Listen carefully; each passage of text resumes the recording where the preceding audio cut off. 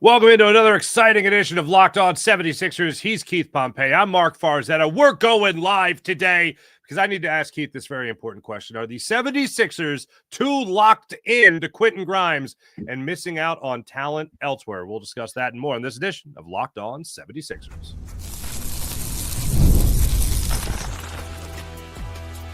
You are Locked On 76ers, your daily Philadelphia 76ers podcast. Part of the Locked On Podcast Network, your team every day. And we do thank you for making Locked On 76ers your first listen every day, part of the Locked On Podcast Network, your team every day. This particular episode is brought to you by Monarch Money. Take control of your finances with Monarch Money and use promo code LOCKEDONNBA at monarchmoney.com for 50% off your first year. Keith, we do a Grimes watch. We'll do it again at the end of the show. I also have a little nugget that I'm very excited to talk to you about, and you know I'm excited to end the show with, but we'll get into Grimes watch then. Here's been a concern of mine. Now, all off season, when we've talked about Quentin Grimes, I've said this one thing repeatedly, and the one thing is I just find it almost depressing that the person we're pining over this offseason for the Philadelphia 76ers is Quentin Grimes. And I love Quentin Grimes, okay? They get him at the trade deadline. I was like, nah, whatever. And then he ends up balling out for the 76ers to end last season. And I'm thinking, hey, this guy, I'd love him to be able to run the second unit or be a great scorer off the bench, but not like a starter. I'm not seduced by 40-point games when nobody else around him is really trying or really have great talent around him at all. So I'm not blown away by the 40-point games, the 30-point games, what have you. But I know that he's a guy that could score. He's a guy that could shoot from the outside. But are the Sixers almost too locked in, Keith, at this point when it comes to Quentin Grimes, where they might be missing out on other talent, and I'll name the names, Malik Beasley and Anthony Simons? Yeah. You know what?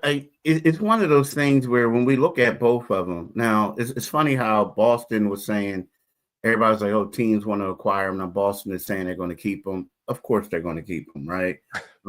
Because he could be a better trade chip later on moving forward. He's about to come off the books, the whole nine.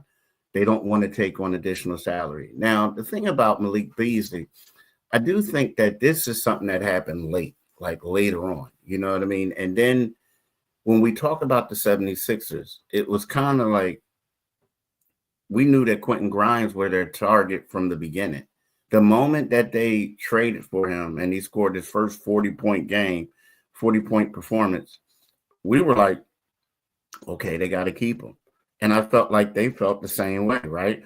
So with that being said, he was always a high priority. I do think that everything, the way that they had it set up, it may seem like they're focused on him, but they're like we talked about before, there was never a rush. Now you look at it and you see that mid-level exception that they could have gave Yabusele is available for them to give to Quentin Grimes. I mean, not Quentin Grimes, to Malik Beasley. Right. So when you think of it, it's kind of sort of now, if I'm the 76ers, I'm thinking, what are we going to do? Who is going to be a better fit for our team? So to me, it's like, it's tough to say that they were too focused on him early on, just because we never knew that Malik Beasley would be available. In the beginning of the free agency, everybody assumed he was going to go back to Detroit. And then all of a sudden the scandal happened. So now it's kind of like, what do they do? Right. Now, here's my question as far as Quentin Grimes goes, though, and this really answers the question when it comes to just how much the Sixers are pining over him and the fact that we're discussing him throughout the entire offseason. He's a big question mark.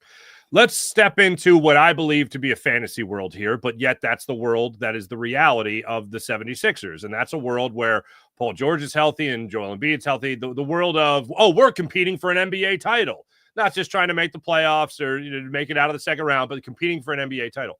How integral, again, living in what I believe to be a fantasy world of the 76ers mindset as a front office, how do you think, how important is a guy like Quentin Grimes to that lineup? Not starting, but off the bench maybe. How important is he to that Sixers team? I think he's extremely important to the team, and especially starting. But you know what? When you were talking, there was two things that stood out to me though. There's two unanswered questions for Quentin Grimes, right? Okay. A, how is he going to be able to coexist with all these guys, right? I mean, Yes. granted, you know what I mean? It's kind of Yeah. sort of like, when you have a guy who can score as many points and do the things that he can do without them, how is he going to coexist when they come back in and he becomes a fourth option? Is he going to be happy? Now, and I'm sorry, and I was thinking while you were talking, when we look at Malik Beasley 2 seasons ago, he played with Giannis. He played with that star-studded, talent that they have in Milwaukee, and he still was able to thrive in his role. Last season, he goes to Detroit. Now they have Cade Cunningham. They have a couple other young guys. It's not as much, talent, star-studded talent that the Sixers have on paper, but at the same time, he was able to find his niche. So with that being said, it's like we're talking about how important Quentin Grimes is, but you look at it that a guy, especially in a contract year, should be able to coexist with players who are stars and find his shot and have a good role. Talking about Beasley. Now the question is, if Grimes can do the same thing, yes, he's going to be vital for the 76ers.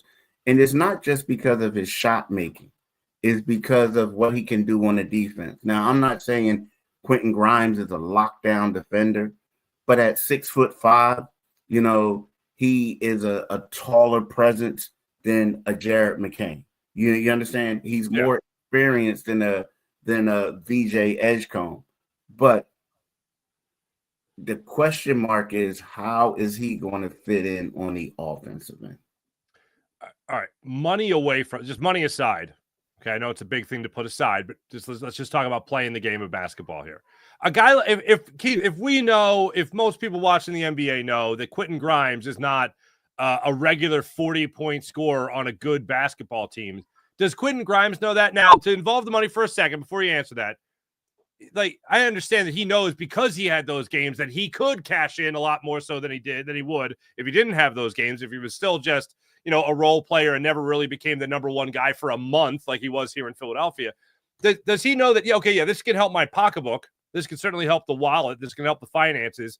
But I know that I'm not going to be getting the ball over Joel Embiid. I know I'm not going to be getting the ball over Tyrese Maxey. I know I'm going to be, as you mentioned, a fourth scorer. Like, I don't see how an NBA player could miss that part of it. I get the cashing in on a successful, run that he had last year.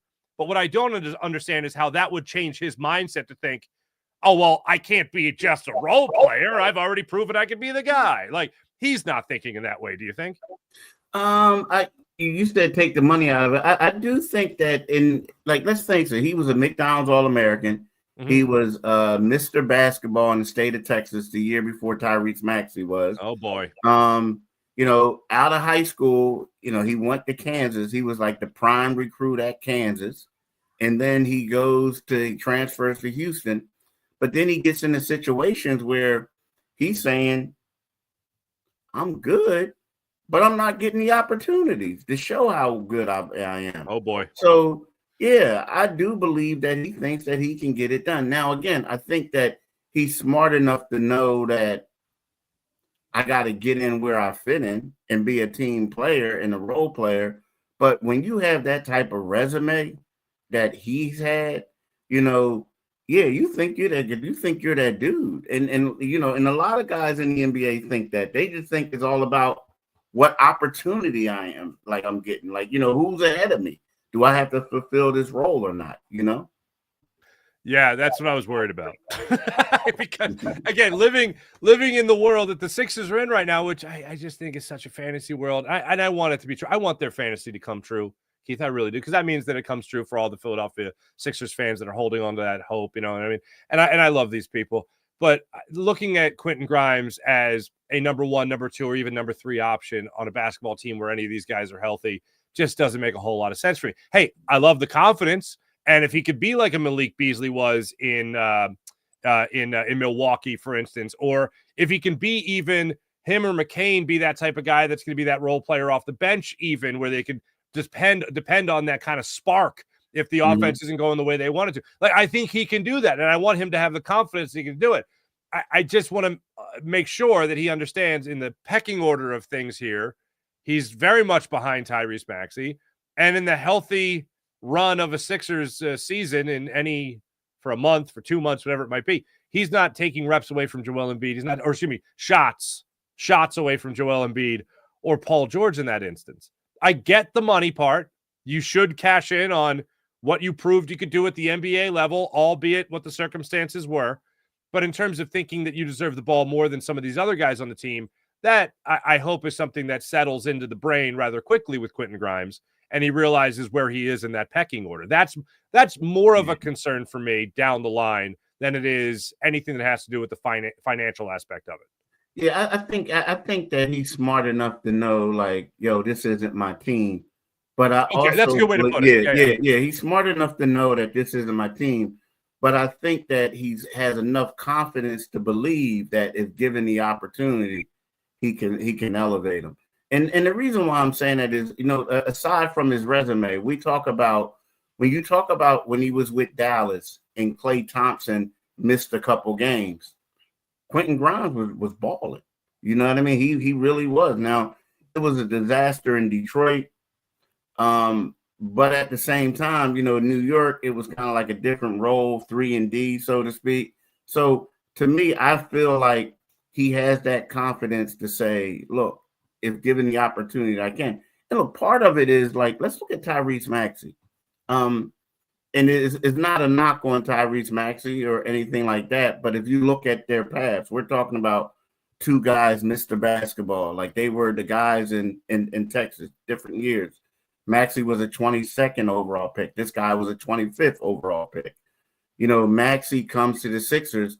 He's not really getting a lot of opportunities early on, but then when he came in, he produced. And then all of a sudden, he turns out to be an all-star, a max player. And you're Quentin, and you're not hating on Maxey. You love what Maxey is doing. He's a friend of yours. But at the same time, you're probably like licking your chops and hoping and praying that you can get the same opportunity because you feel like, you know what, Tyrese did it, I can do it too. You know what I'm saying? So absolutely. That's what I think what it is. But also, I think he realizes that, that might not happen for me in a couple of years as long as PG and Joel are still here. So I might as well just be a good teammate when they're out. I know it's going to be scoring opportunities for me. Right. The example has been set, and I think that's a really good point to make. When we come back, you released more footage, Keith. It's like become like Bigfoot footage now. It's out there. The Hines workouts going on in Los Angeles. Jabari Walker still doing a hell of a job. VJ Edgecombe, a lot of highlights in there. I'd like to see that little reverse layup, running the baseline there, moving without the basketball. Yeah. We'll get into it a little bit more when we return. This is Locked On 76ers and the Locked On 76ers YouTube channel. Like and subscribe. Back after this. Let me tell you right now about Monarch Money, ladies and gentlemen. Most people can't name all their financial accounts or even what they're worth. But with Monarch Money, you can track it all and know the names of these accounts that you're trying to grow your money with. That's why Monarch Money is so important. It's an all-in-one personal finance tool that brings your entire financial life together in one clean, easy-to-use interface on your laptop or on your phone. Monarch Money is built with people and for people that have busy lives. If you've put your organizational or you're organizing your finances, we want to put it together a little easier, simpler to understand. Monarch Money is here for you. Monarch does the heavy lifting for you. So if you want to build that financial wealth, if you want to build assets, if you also want to maybe save for a big vacation, maybe a brand new car, maybe the kids going to college, whatever it might be, you can maximize your investments, increase your savings rate, and easily review your finances with your partner or financial advisor and keep a clear view of your financial health week to week or long term with Monarch Money. Don't let this financial opportunity slip through the cracks. Use Locked On. That's Locked On NBA. Promo code Locked On NBA at monarchmoney.com in your browser for half off your first year at monarchmoney.com. Once again, that's 50% off your first year at monarchmoney.com with promo code Locked On NBA. And we do want to thank you for, really want to thank you for your support here at Locked On Sports. And we also want to make sure that you guys are heard with Locked On.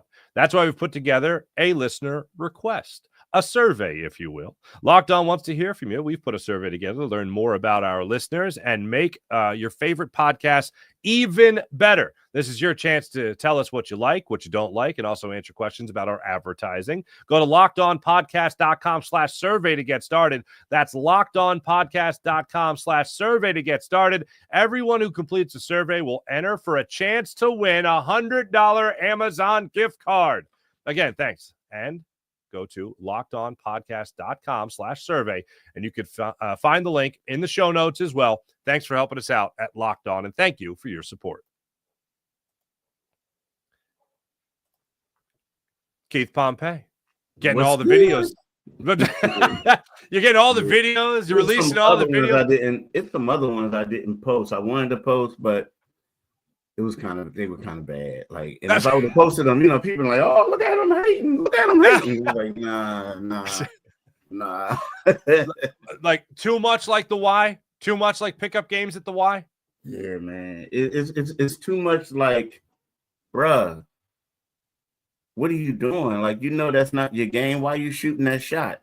You know what I mean? Because I'm working on things, Keith. I'm working on things. Come on. The one thing out of that, and this is non-Sixer related, but the guy was on the floor playing with the Sixers. He was actually playing center with Edgecombe. Edgecombe.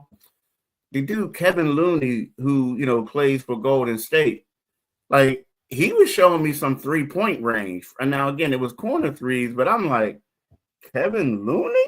And I was like, okay, player, okay. Okay.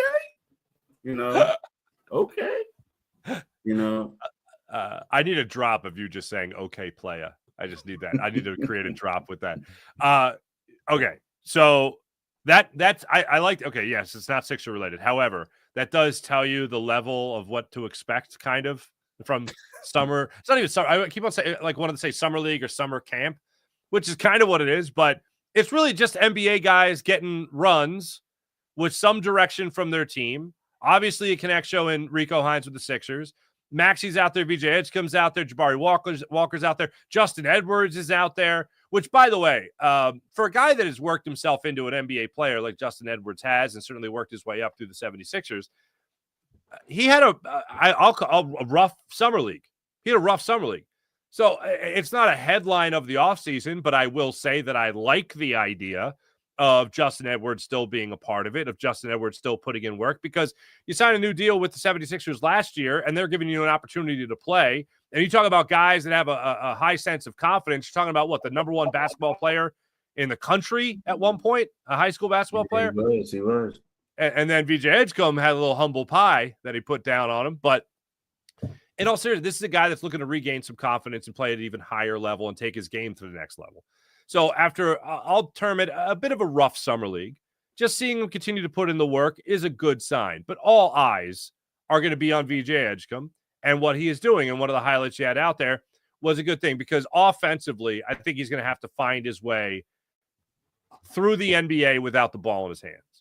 Yeah. And it's a minor thing, and I'm sure that's maybe one of the reasons why you got this video, was him moving without the basketball on a very, I don't even think it was a give and go play, but he's basically on the baseline. He's in a corner three position, and he just cuts to the basket back door, and he's able to get the reverse layup there. And I just, like, little things like that just make me go, moving without the ball. He doesn't have to do that at the NBA level. I like that. I like to see it. Yeah, and you are correct. It's kind of like the one thing that is eye-popping, and again, it is summer league where defense is optional sometimes, encouraged, but guys are like, heck no, we're not trying to get hurt out here. But yeah, he made that play, and then there was another play when they were on a fast break, and he drove to the lane and got a dunk, right? So Those things have been impressive to me, but it's also it basically validates or confirms all the things that they said about him. You know, about his leaping ability, about the stuff we saw in the summer league. Now he is doing it again, this is open run, but these are actual NBA players for the most part that he's doing it against. So that has been impressive.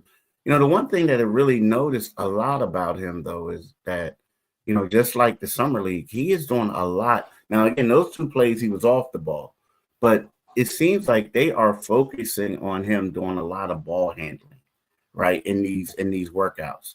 You know, he might bring it up, then he may, you know, pass it off to somebody else and then cut to the basket.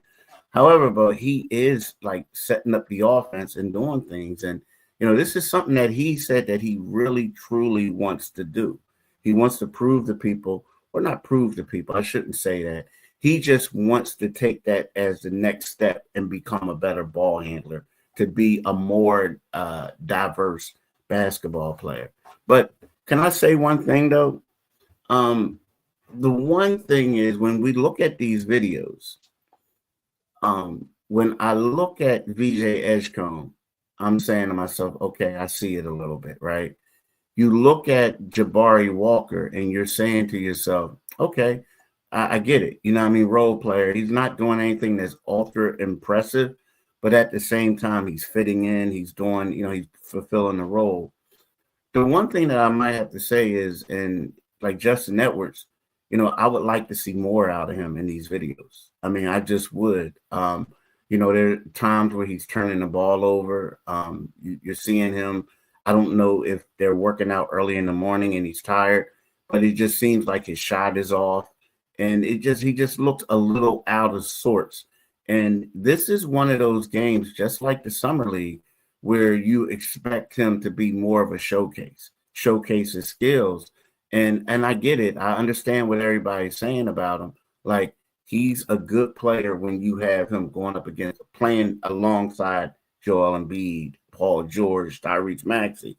However, of the 3 guys, you have to say that he is lagging behind in regards to his play at these Rico Hines open runs. That is, yeah, it's not good to hear. And you put out one video, as a matter of fact, of, I think it was Justin Edwards getting leaned into a little bit by Hines. Was that the coach that was talking to him? Well, he didn't really lean into him, but what he did is, it was Justin got stripped. He was dribbling, he got stripped, and then it was like a backcourt, and then Justin was like, and Hines called it like a turnover, and he was like, oh no, he was like, just go back, one of those type things, you know. Now I will say that there was one particular play where he hustled on the defensive end and got a steal, and then created a fast break opportunity. Unfortunately for him, the guy gets the ball and he bricks it. Well, they get the rebound back and they pass him the ball, talking about Justin, and he gets a 3-pointer blocked, right? So It's kind of like, you know, he, again, good dude, this and that, you know, a good player. Is just that you would just like to see for him to stuff to translate a little bit more than it is thus far at these open runs. All right. When we come back, we have to ask the question that I know is on everybody's mind, because it's going to happen one day, especially because we're live right now, and it could happen. I doubt it. But has Quinton Grimes been signed yet? I will ask Keith Pompey that question when we return in this edition of Grimes Watch after this quick break. Oh, hey, Keith. Has Quentin Grimes been signed yet?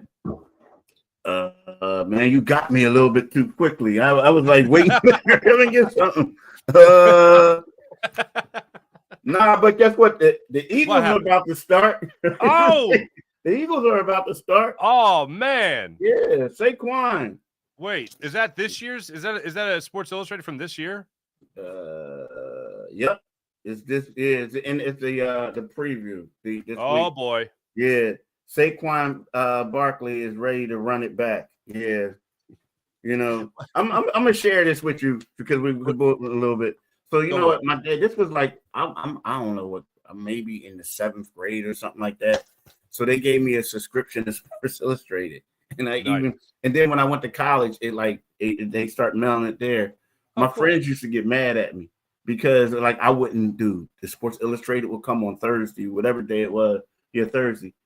I would not leave. I would just been. I mean, I would go to class and come back and then kill it in 2 days and be like Friday night or whatever, like, yo, let's go out or whatever. I didn't want to do done reading Sports Illustrated. Let's go out. Yeah, dude, Sports Illustrated was pretty cool back then. Now here's the thing about the Quentin thing. Like we talked about it, and here's my thing. I wonder if there's been a discussion to where you talk to Quentin Grimes and say, hey, look, man, this is what we're willing to do. Now you can pick up this option, but this is all the money we're willing to do because, if you don't take it, then maybe we may try to go in a different direction. You know what I mean? Maybe we may try to go in a different direction.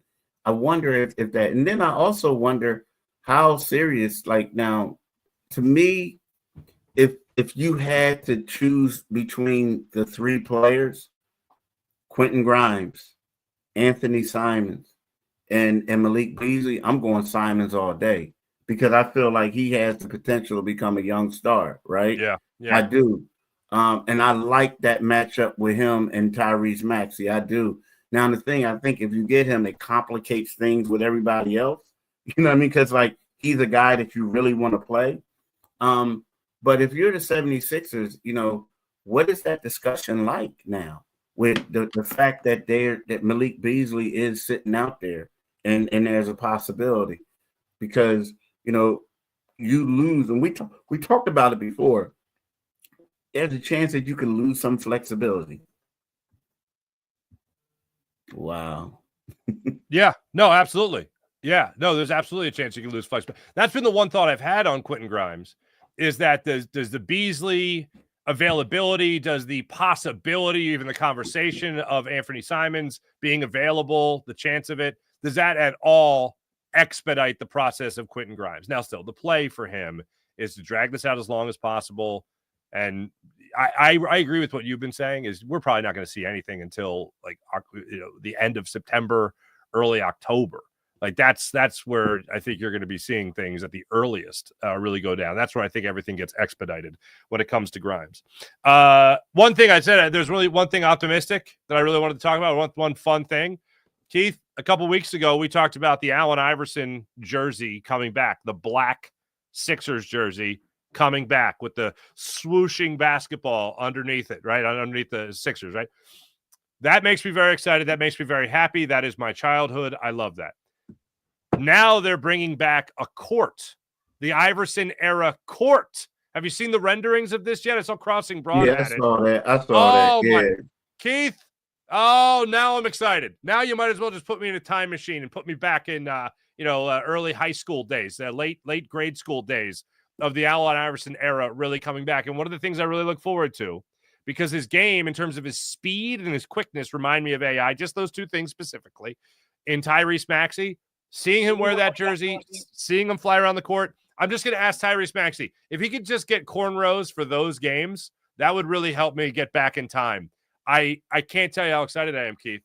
And I know you weren't that excited about the jerseys. Are you at all excited about the court returning? Nah. I mean, you are. No, come on, man. Nah.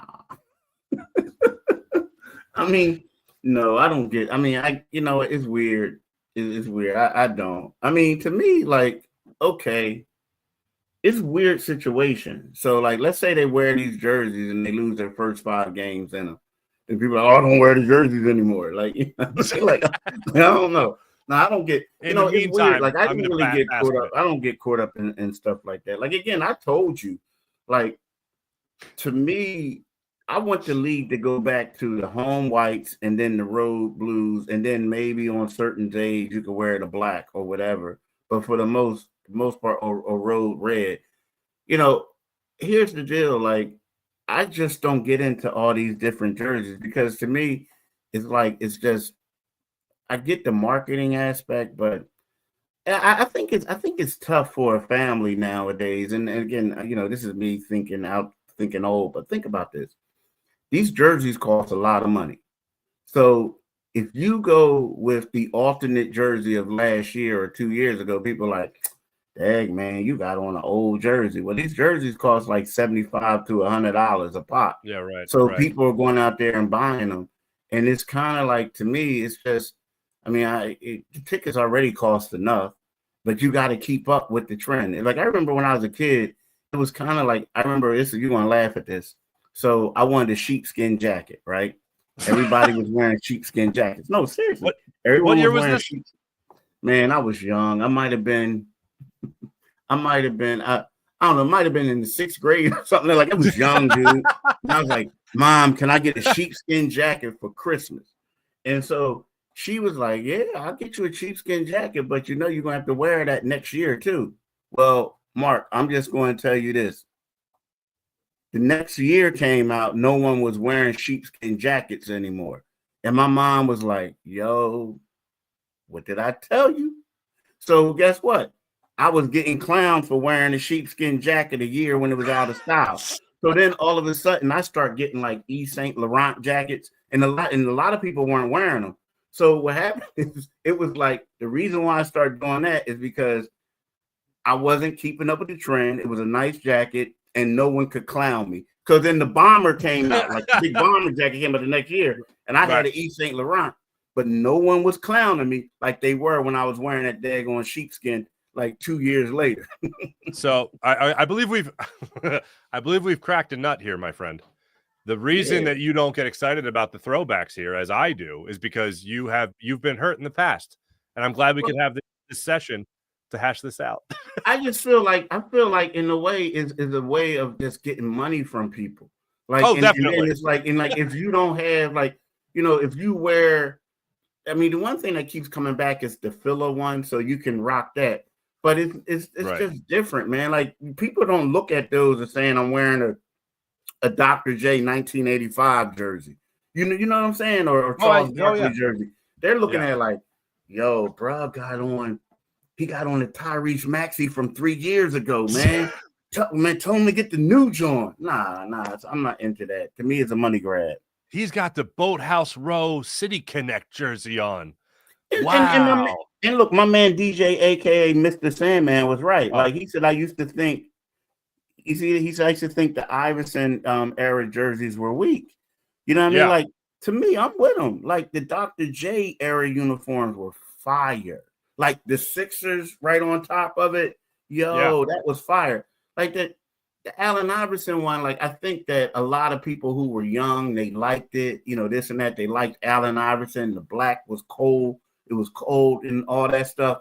But, man, like, dude, it got to a point where when they had, like, Malute Bowl and all them, and then AI and them, those jerseys were horrible in my opinion.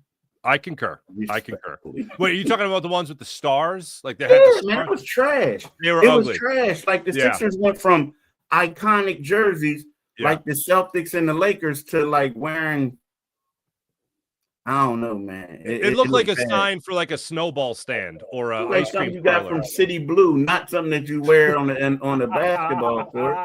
Come on, and I like City Blue, but it was just too much. Right, I'm with you. Yeah. Oh, I'm glad we could have this talk. And by the way, DJ came Mr. Sandman, I thought the same thing. The Iverson era jerseys at the time I didn't like, but then once they went away and I realized that they were a symbol of my youth, I'd like to have them back. And as long as I don't see that red court that we saw at the NBA Cup that looked like a pickup game broke out at the Red Wedding in Game of Thrones, then I'll be good. So give me the other court, please, and thank you.